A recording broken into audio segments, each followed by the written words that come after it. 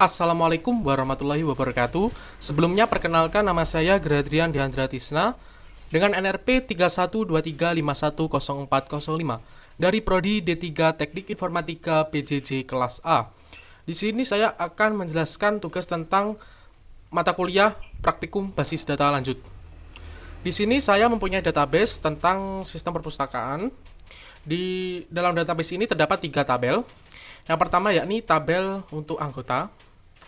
Di tabel anggota ini isinya memuat tentang anggota ID yang pertama, nama, kemudian email, kemudian alamat.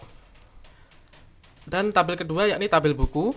Di dalamnya berisikan tentang buku ID, kemudian judul, pengarang, tahun terbit. Kemudian tabel yang terakhir yakni tabel pinjaman.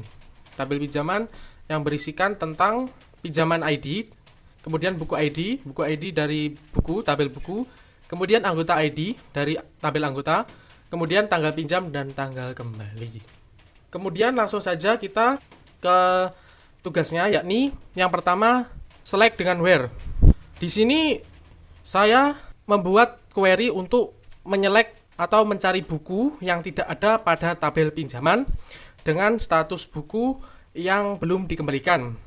Di sini tanggal kembali is null yang belum dikembalikan pada tabel pinjaman. Yakni hasilnya seperti ini, kita run dulu. Kemudian ini untuk hasilnya buku-buku yang belum dikembalikan. Kemudian order by. Di sini saya memberikan contoh mengambil semua data buku yang tersedia diurutkan berdasarkan tahun terbit secara menurun atau di scanning di sini. Dan untuk hasilnya seperti ini, buku yang tersedia dan diurutkan secara descending atau menurun.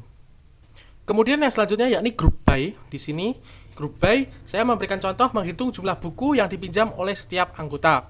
Di sini query ini menggabungkan tabel anggota, kemudian tabel pinjaman menggunakan join untuk menghitung jumlah pinjaman untuk setiap anggota. Hasil ini diurutkan dari yang paling terbanyak ke paling yang sedikit, order by, descending lagi. Kemudian untuk hasilnya seperti ini, setiap anggota meminjam buku dengan jumlah 1. Kemudian join.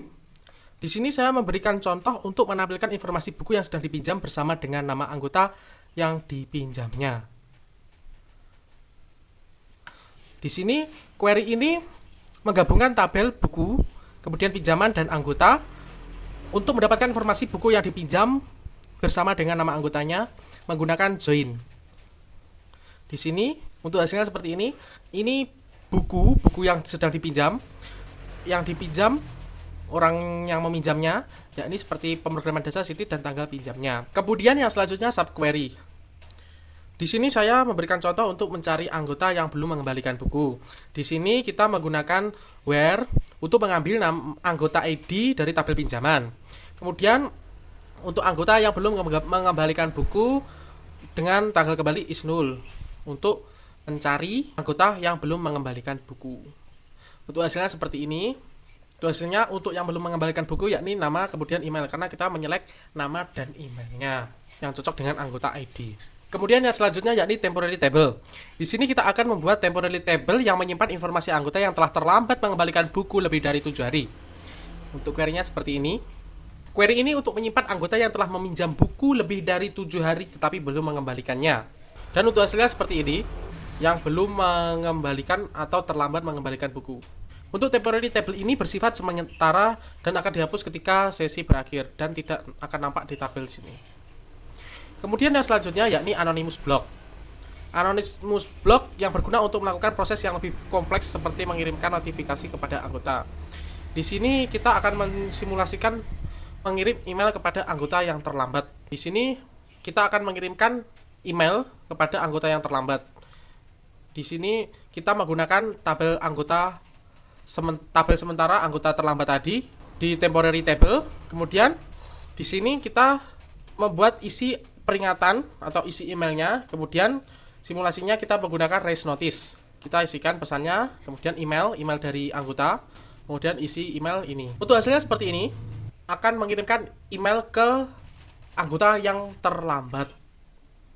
seperti ini, mengirim email ke siti@example.com dengan isi sesuai pesan yang kita isikan. Lalu Siti, Anda telah memijam buku sejak tanggal ini dan seterusnya. Kemudian prosedur. Di sini kita akan membuat prosedur untuk memperbarui tanggal pengembalian buku. Kita membuat prosedur dengan nama update tanggal kembali, menerima 2 parameter ID pinjaman, kemudian tanggal pengembalian baru. Prosedur ini memperbarui kolom tanggal kembali pada tabel pinjaman untuk memperbarui tanggal kembalinya yang sesuai dengan pinjaman ID. Kita update nanti dan kita mengecek apakah ada baris yang diperbarui. Kita mengirimkan raise notice menggunakan notifikasi.